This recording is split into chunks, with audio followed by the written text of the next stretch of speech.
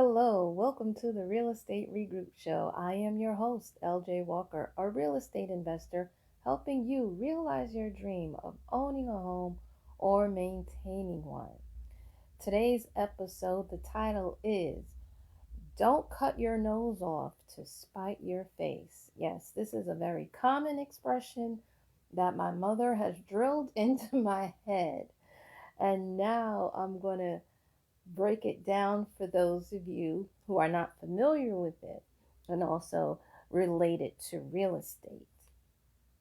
What does that term mean? It means basically that you need to choose your battles, count up the costs, and be careful in how far you're willing to take things.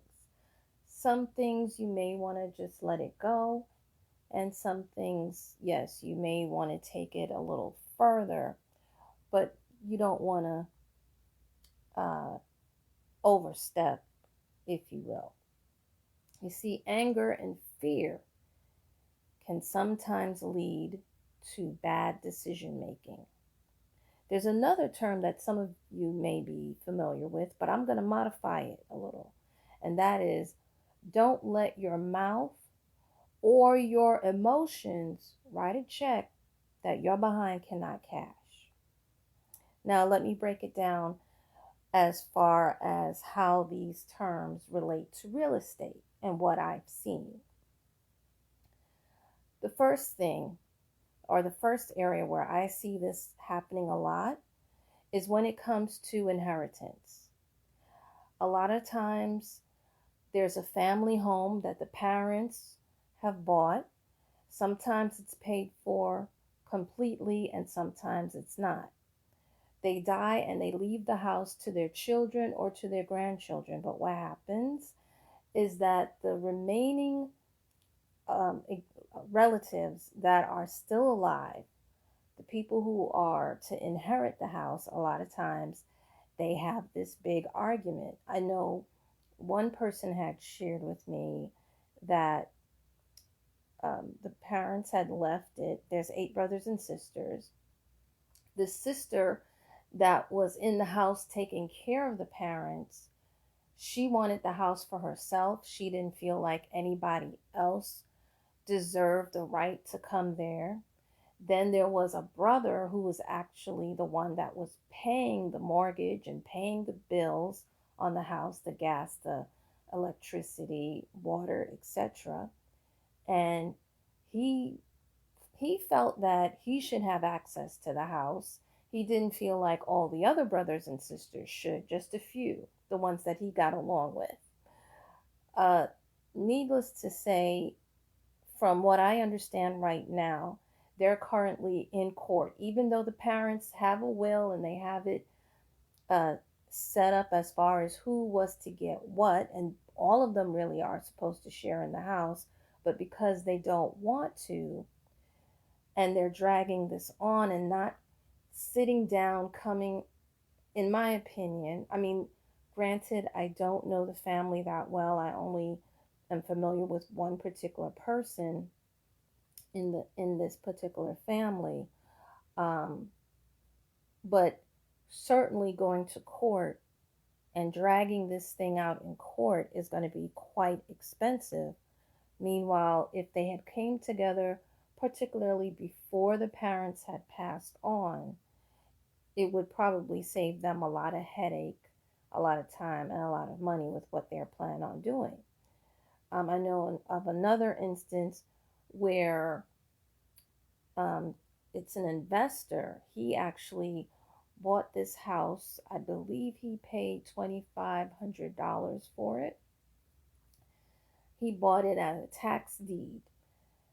The house was supposed to be shared among brothers and sisters, and I think it's 10 in this particular family.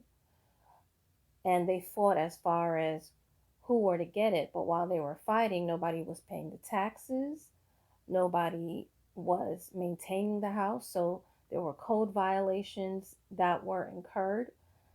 And he was able to swoop down and pick it up. Now, they did get mad and they did tear up the house.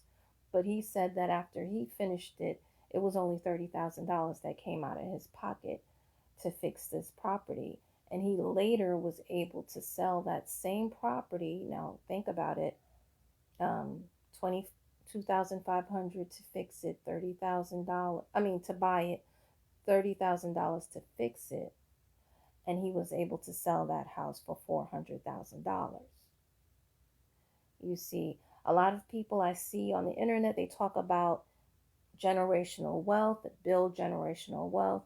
Well, because I constantly am seeing people losing their homes that have been in the family for years, I feel like this right here is what's killing generational wealth.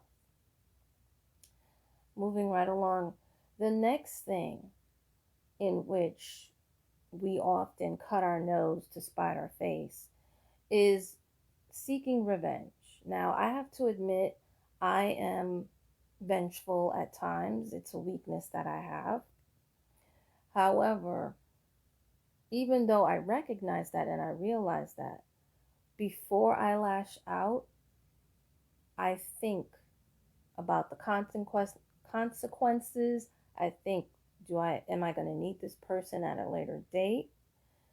And I try to, at my best, I think whether or not I should confront the issue or if I should take on the issue, I try to change, I try to wait so that the anger sort of dissipates. And then I go and address the person so that my tone is right, if you will. You see, when you're just out for revenge, sometimes, it can get you into a lot of trouble if you act right away. So that's why it says in the Bible, be slow to anger. I want to just give you a case in point real quick. Again, this is another inheritance issue that occurred that I saw where a man, he was estranged from the family. So when his parents died, they didn't give him a huge inheritance compared to what his two brothers got. So in revenge, he stole the Bible. It was a family heirloom, it had sentimental value. He stole it, he drug his brothers to court, and he knew he was not going to win the case. He knew he was going to lose, but he did this just to spite them, just to get back at them for what happened many, many years ago that they did to him. And his attitude was, he was just happy that he got them angry. But the thing is, what he failed to realize is that, yeah, you got them angry, but you lost money in doing it. So that's why it's this revenge thing. It's kind of like you cut off your nose to spite your face. Another way in which people um, cut off their nose to spite their face is when they take advantage of someone else. Yes, con artists, scam artists. If you want to know a little bit more, please pick up my book, The Perils of Real Estate Scam Alert. You see, here's the thing. A lot of times some people, they think it's cute that they pulled one over your head. But the thing about it is that I never went into this business to say, okay, I'm going to just buy one property and that's it. I went into this business saying that I am going to buy X amount of properties, okay? Not just one. And I was planning on using the same person or the same people over and over again. Well, now that I've been conned, of course I'm not going to use them again. And not only will I not use them again, I'm going to tell everybody that I know not to use them again. You see, I'm a member of 3 mastermind groups. One mastermind is business and real estate, the other ones are just real estate. Plus, I attend a whole lot of networking events. Plus, the people that I meet at many of the networking events that are not part of my mastermind, I normally speak to at least one of them every month.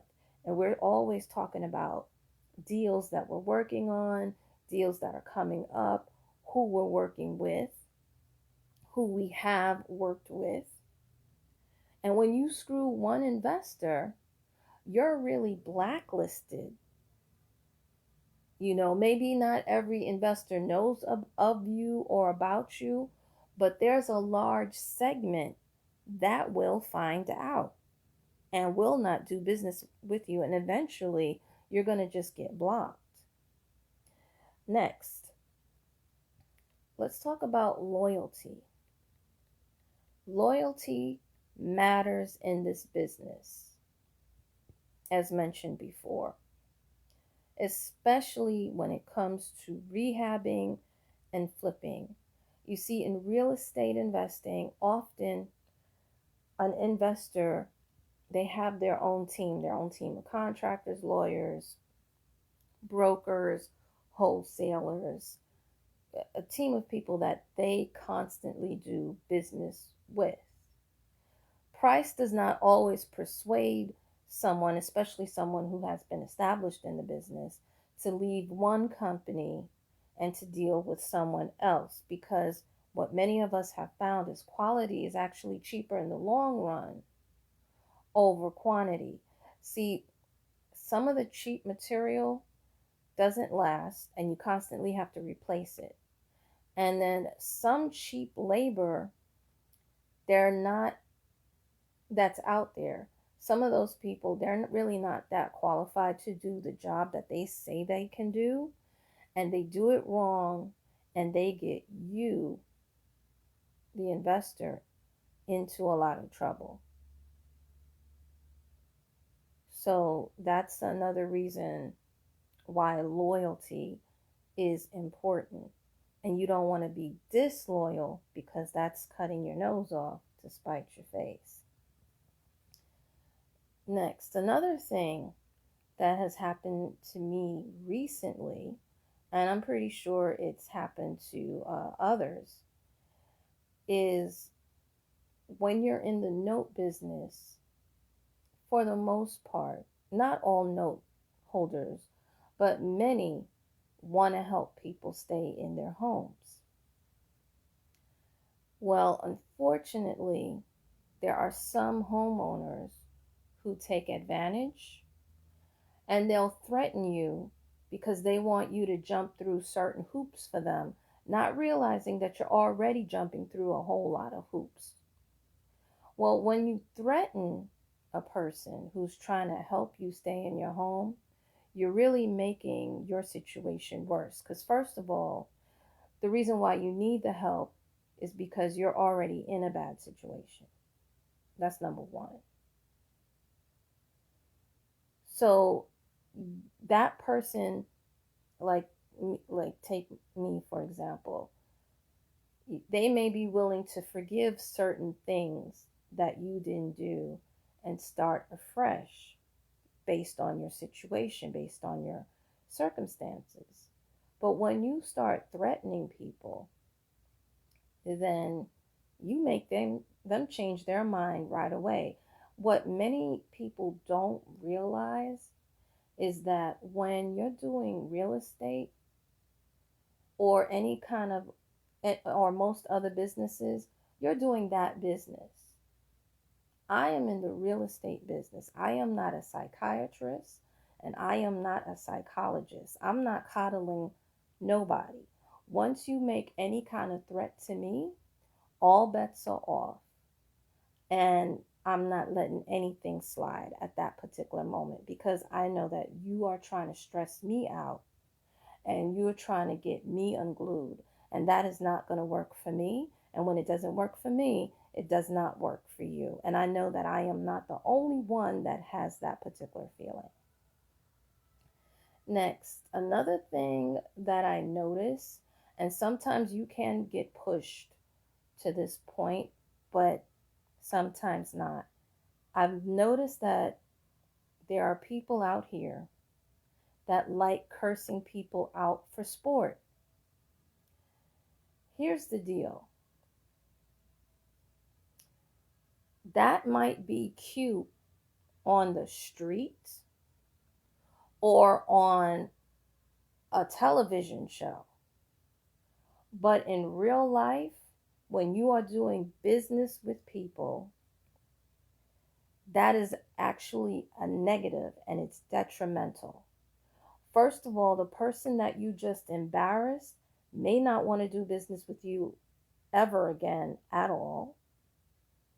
And the people who watched you do it to that person may say, okay, you know what? I don't want to do business with this person. Even though that person knows that you might be good at what you do, you might be smart, etc. But if they see that you are a certain kind of way, that you are someone that likes to pop off at the mouth, even though you might think it's cute, you might think it's a joke.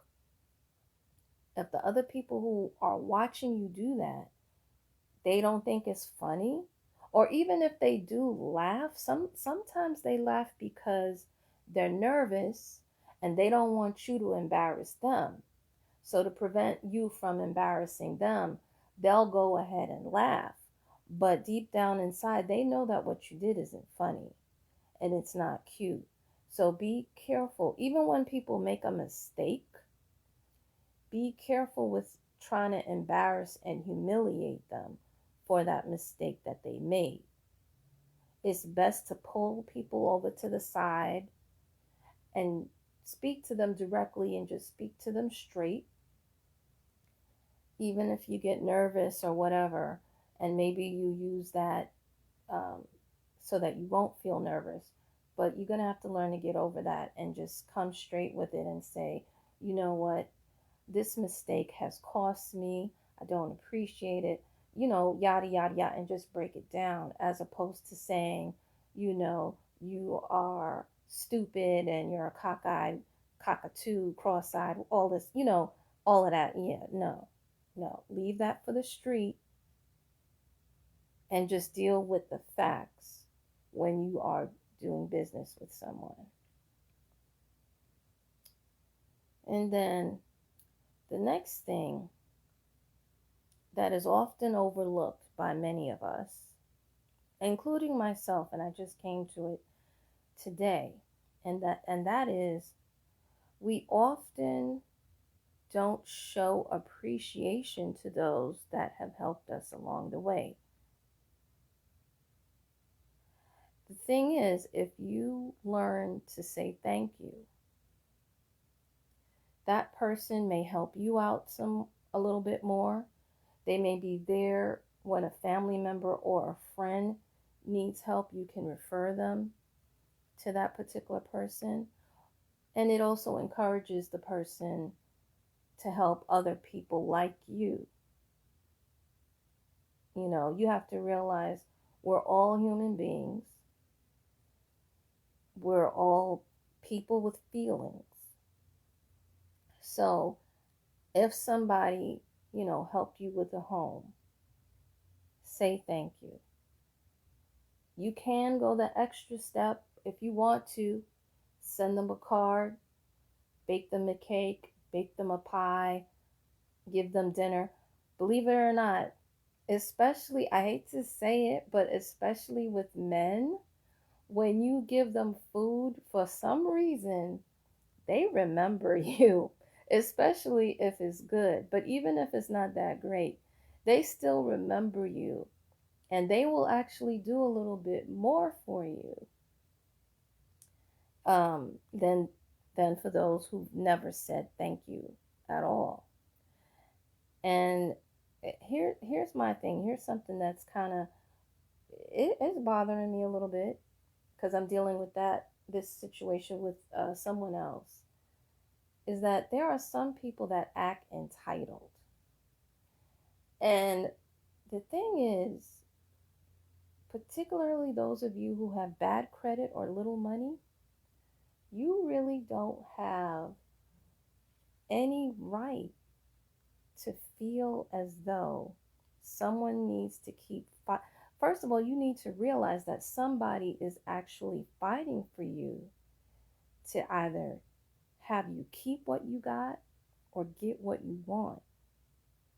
So you guys really, when you don't say thank you, you're seen as being ungrateful. And it makes that particular person feel as though, you know what, since, I did all this work for this person and this person has not shown me any gratitude or any appreciation, I'm not helping nobody else who has bad credit or little money or, is going through any kind of personal situation. I'm not going to help them keep their home. I'm not going to help them get a home. I'm not going to help them. No, never again. I'm done. I've seen this, and not just in real estate, but in just about, well, throughout my whole entire life. I've seen this, and I know that I have been on the negative end because, all right, I'll give you an example of what I'm saying. I remember in college, there was a time when you were in the HEOP program, they gave you money for your college expenses, like actual money.